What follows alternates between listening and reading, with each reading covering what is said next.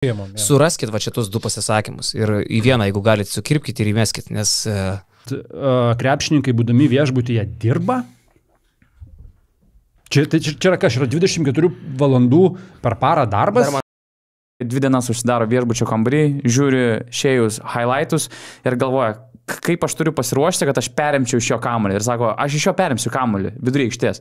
Jis perima 2 kamuolius iš šėjus vidury aikštės, iš elitinio NBA superžvaigždės įžaidėjo kamuolį ir serbai nugali kanadiečius ir patenka į finalą, nors... Iš Puerto Riko, kad Hebra trečiadienį susėdo 5, užsidarė kambaryje ir padarė butelį ir 2. Tai pasirengimo ciklas, 3-4 žaidėjai grįžta iš Vegasą, iš vakarėlio, 5 ryto sutinka viešbučio foje Kobe, nes Kobe eina treniruotis ir dirbti. Ir ta Hebra, kuri grįžo iš Tūso, galvoja, velnės, jeigu Kobe taip daro, ką aš čia darau su savo gyvenimu, su savo pasiruošimu ir kitą kartą aš galbūt eisiu su Kobe į treniruočių salę. Aš turiu šiaip požiūrį tokį, kad suaugęs žmogus pasirenka dalykus pats. Ir aš negaliu ypatingai žmonių, kurių aš nepažįstu, kurie ten yra kažkokie tolimi nuo manęs, aš negaliu jiems vadovauti, kaip jie turi gyventi. Čia aš dabar mačiau daugybę reakcijų, mačiau ir kažkas ten reagavo, tai ar normalu darbe gerti? Ne, darbe gerti nėra normalu, faktas, kad nėra normalu. Bet ar žmonės galvoja, kad krepšininkai, būdami viešbutyje, dirba? Čia yra kas, yra 24 valandų per parą darbas?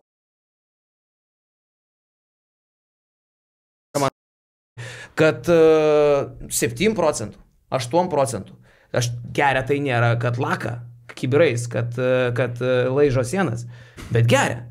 Geria ir normaliai, sakykime, atsipalaiduoja taip, kaip kiekvienas nesportininkas. Arba ne kiekvienas, kaip čia, neretas.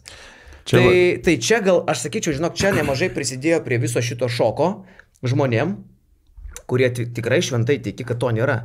Tarkim, po 2 Eurolygos savaitės yra įprasta praktika, ne? Po čempionų lygos, po Europos taurės, Hebra susirenka, baruose, Vilniuje, Kaune, Klaipėdoje, nežinau kur dar, Panevėžy.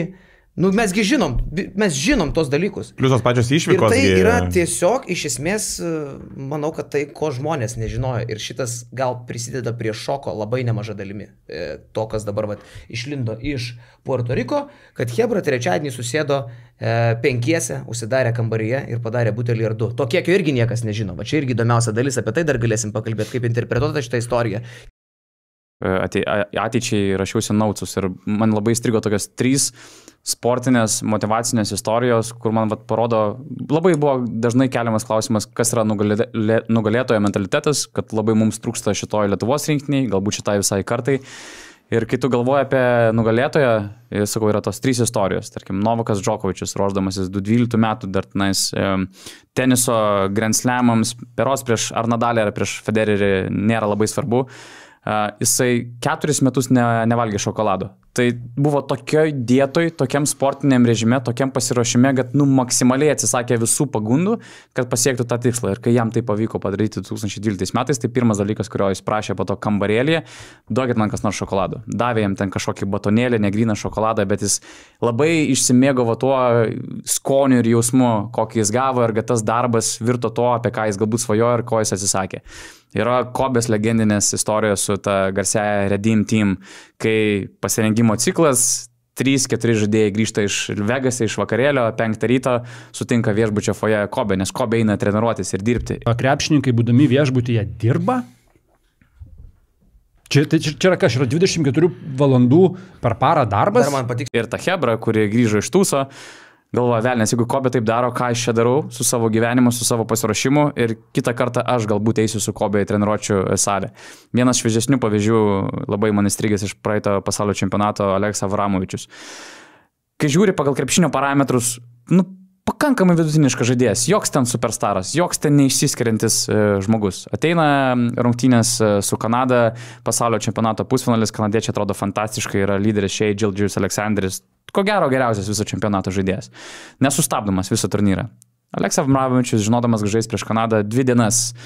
Pusiau, sako, joko forma, pusiau rimtai 2 dienas užsidaro viešbučio kambarį, žiūri šėjus highlightus ir galvoja, kaip aš turiu pasiruošti, kad aš perimčiau iš jo kamuolį. Ir sako, aš iš jo perimsiu kamuolį vidury aikštės.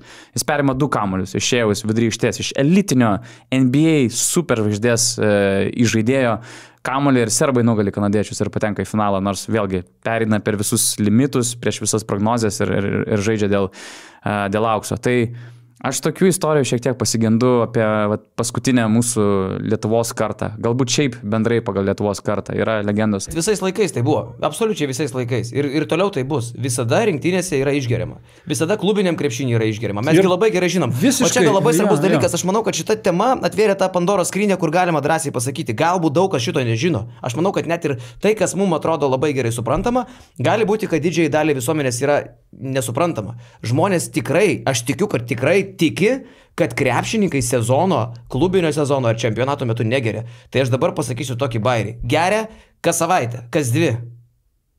Tikrai visi turi susikaupę būti ir alkoholis ir sportas yra nesuderinami dalykai. Tai aš kaip sportininkas tikrai galiu tą patvirtinti ir čia nieko bendro tarp šitų dalykų nėra.